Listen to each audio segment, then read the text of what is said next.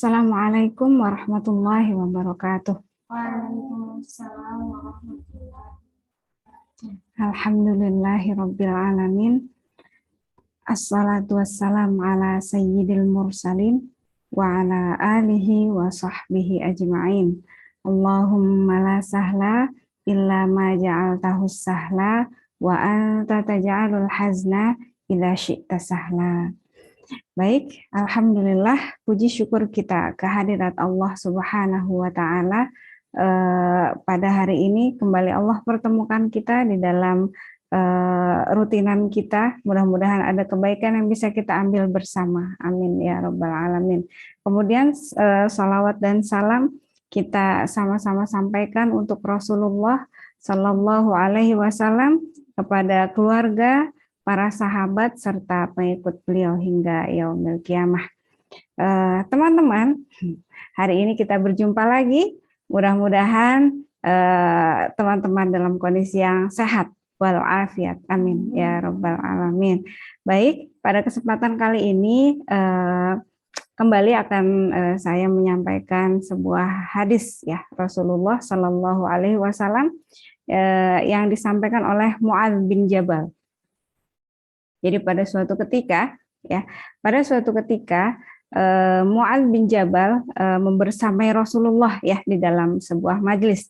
Kemudian beliau bertanya kepada Rasulullah, "Wahai Rasulullah, beritahu kepadaku ya, beritahukan kepadaku sebuah amalan atau amalan lah gitu ya, yang dapat memasukkanku ke surga dan menjauhkanku dari neraka," seperti itu.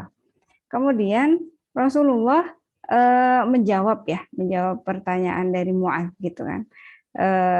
Sebelumnya beliau berkomentar, yang kamu tanyakan adalah perkara yang besar gitu ya, perkara yang besar. Namun akan menjadi mudah ya, akan menjadi mudah bagi yang dimudahkan oleh Allah Subhanahu wa taala. Ya, kita tahu ya, berbuat kebaikan itu bukan semata-mata karena kita bisa, tapi karena Allah izinkan kita bisa, seperti itu ya. Makanya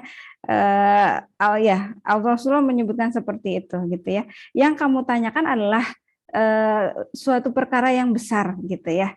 Namun ya itu akan menjadi mudah ya ketika Allah mudahkan, seperti itu.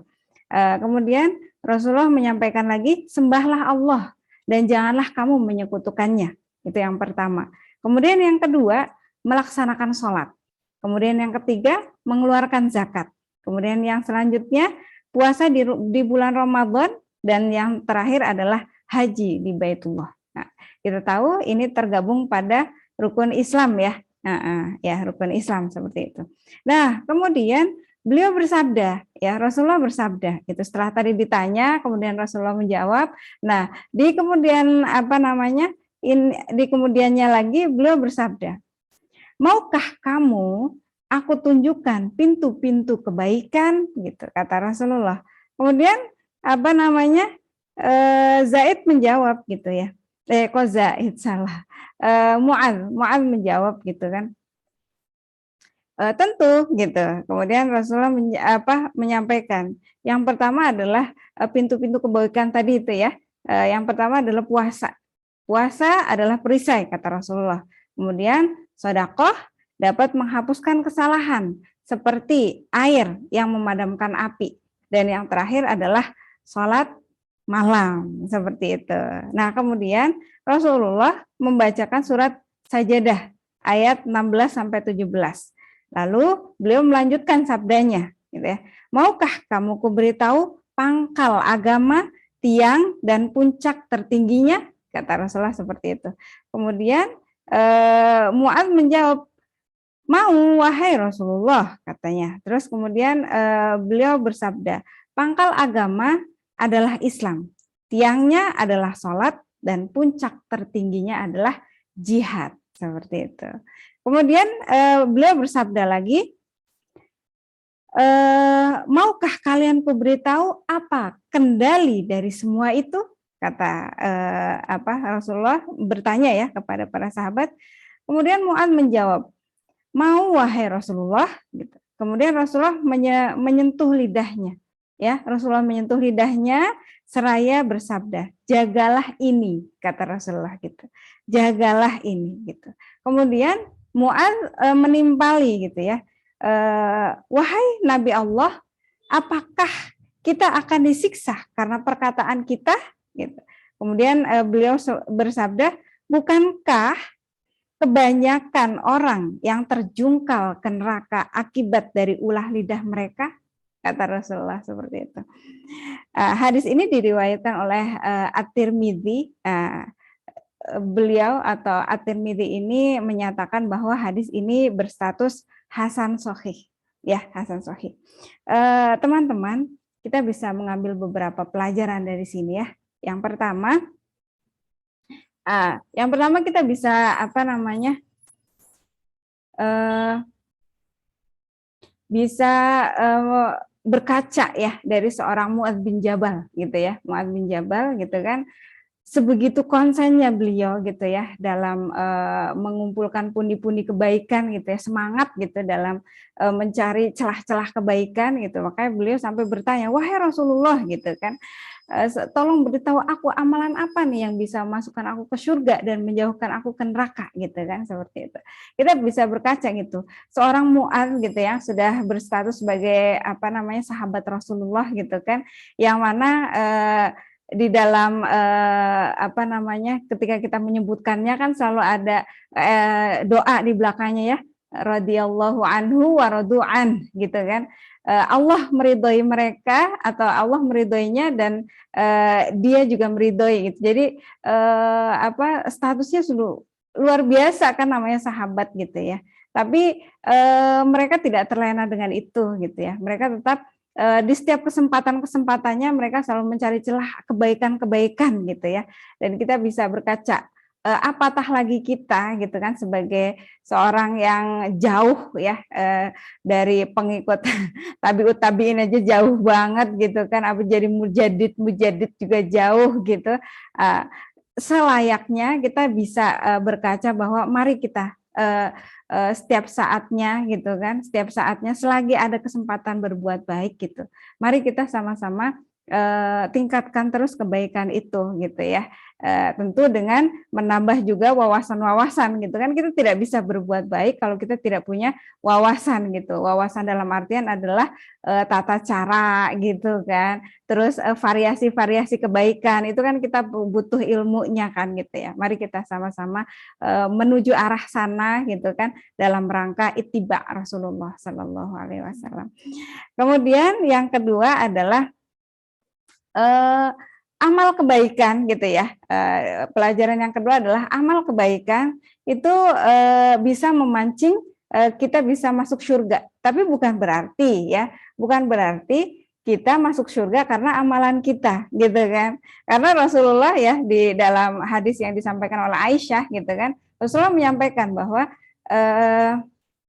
seseorang itu tidak akan masuk surga karena amalnya gitu kan. Kemudian sahabat yang lain bertanya, ya Rasulullah, tidak juga engkau gitu. Terus Rasulullah, iya, tidak juga aku gitu ya, kecuali jika Allah memberikan rahmatnya kepadaku gitu. Jadi kita sebagai makhluknya Allah gitu kan, tidak bisa kemudian mentang-mentang kita sudah berbuat baik gitu kan, serta-merta bisa masuk surga gitu ya.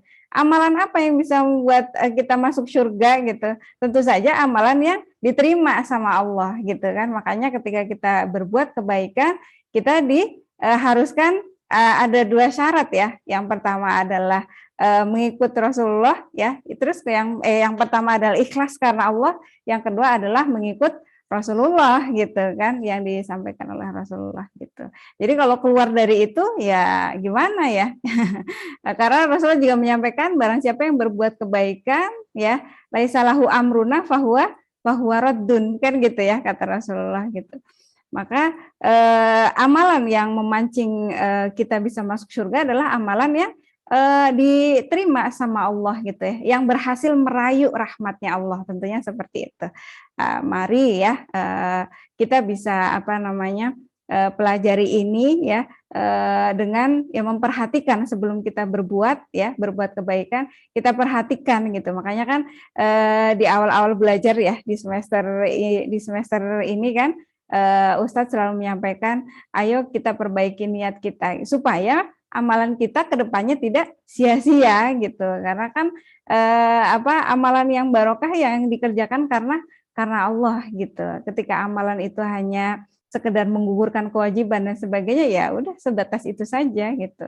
Dan kita ya kembali lagi akan mengeluh, kemudian ya capek dan sebagainya, ya itu semuanya akan sia-sia. Tapi ketika kita lakukan karena Bismillahirrahmanirrahim, insya Allah ya capeknya kita ada ganjarannya gitu ya. Dan ganjarannya bukan hanya di dunia saja, tapi juga di akhirat gitu ya. Karena berhasil memancing rahmatnya Allah gitu ya. Kemudian pelajaran selanjutnya adalah tentang melaksanakan rukun Islam gitu. Jadi ternyata kebaikan yang disebutkan adalah yang melaksanakan yang sesuai dengan rukun Islam gitu ya, melaksanakan rukun Islam itu gitu ya. Jadi kita selayaknya seorang Muslim gitu kan, ada kewajiban-kewajiban yang termaktub di dalam rukun Islam. Mari kita sama-sama penuhi itu gitu, supaya keislaman kita juga tidak sekedar KTP ya gitu, tidak sekedar KTP. Kemudian selanjutnya di dalam hadis itu juga diinfokan tentang pintu-pintu kebaikan, ya enggak? Yang pertama tadi adalah sedekah ya, sedekah yang dapat yang diibaratkan seperti air yang dapat memadamkan api ya, seperti itu. Kemudian yang kedua adalah puasa gitu ya, puasa karena Allah sendiri kan, puasa itu untukku dan aku sendiri yang akan membalasnya kan gitu ya, kata Allah. Kemudian yang terakhir adalah qiyamul lail ya kan, qiyamul lail gitu. Kemudian pelajaran berikutnya adalah menjaga lisan ya, menjaga lisan ya. Suka tidak suka gitu ya, suka tidak suka sebagai kita sebagai perempuan gitu kan, bahkan disampaikan oleh Rasulullah kebanyakan penghuni neraka itu perempuan gitu ya. Dan kenapa mereka masuk neraka gitu? Sebagian besar karena ulah lisan mereka kan, seperti itu. Jadi kita ya, mari kita sama-sama ya sudah ditakdirkan sebagai perempuan gitu kan. Sebagai perempuan mari ya gitu. Kita sama-sama jaga lisan kita gitu. Karena kita tidak cukup dengan tadi puasa gitu kan, terus sedekah, kemudian qiyamul lail, terus kita langsung dapat tiket surga, enggak gitu ya. Bahkan di zamannya Rasulullah kan pernah ya ada cerita gitu ya, diceritakan bahwa ada seorang sahabiah ya, saya lupa ini statusnya sahabiah atau solihah lah, statusnya dia orang baik gitu, perempuan gitu ya, seorang yang baik, tapi ternyata ketika meninggal dia dikabarkan masuk neraka. Kenapa kok dia masuk neraka gitu? Karena ternyata tetangganya itu tidak aman dari lidahnya gitu. Jadi ternyata perempuan ini punya kebiasaan buruk, yaitu membuat sakit hati tetangganya gitu kan. Tentu saja sakit hati itu ya melalui lisannya kan gitu ya. Jadi padahal secara zohir gitu ya, dia rajin ibadah gitu kan, dia rajin sedekah gitu kan. Tapi karena tadi ulah lisannya itu akhirnya dia harus nginep dulu di neraka, seperti itu. Nah, dari sini ya kita bisa mengambil ibroh gitu ya, bahwa ya tadi bahwa amalan-amalan yang sudah kita perbuat gitu kan, itu akan menjadi sia-sia ketika lisan kita tidak terjaga gitu ya. Apalagi kita sebagai perempuan yang mana sudah diwanti-wanti gitu kan sama Rasulullah gitu, bahwa gitu sebagian besar dari perempuan masuk neraka. Dan kenapa mereka masuk neraka? Karena lisannya seperti itu ya. Ya, setiap saat kita selalu diingatkan tentang lisan ini ya gitu ya. Setiap saat kita selalu diingatkan tentang lisan ini, tapi setiap saat juga kita mengulangi lagi seperti itu ya. Tapi selagi nafas ada masih dikandung badan gitu ya, mari kita terus perbanyak dengan istighfar gitu ya, insya Allah ya. Dengan istighfar yang tulus itu ya, dosa-dosa yang diperbuat oleh lisan kita dapat terhapus dengan sebagaimana tadi umpama sedekah ya, yang sebagaimana sedekah yang diibaratkan oleh air yang dapat memadamkan api gitu ya. Dengan mudah-mudahan dengan kita berbanyak istighfar di dalamnya gitu, di setiap saatnya gitu, dosa-dosa lisan kita yang disengaja maupun yang tidak disengaja ya, itu Allah berkenan menghapusnya, seperti itu ya teman-teman.